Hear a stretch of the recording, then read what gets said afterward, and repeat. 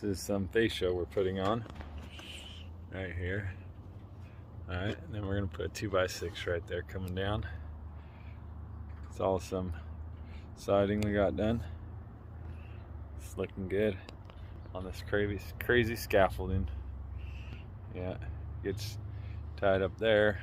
Some lag bolts on the roof. You can see it better right here. Right there. Yeah, I'm not really a heights person, but you know, whatever the job calls for, right?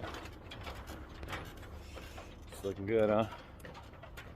Check it out. Can't wait to see the finished product. Cleaning up that fascia board right there, making it look good. So we're using that router to clean up these because see that overhang right there?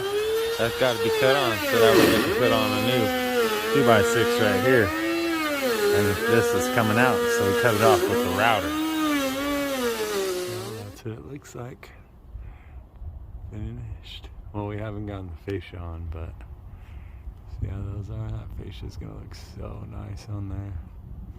Yeah, buddy.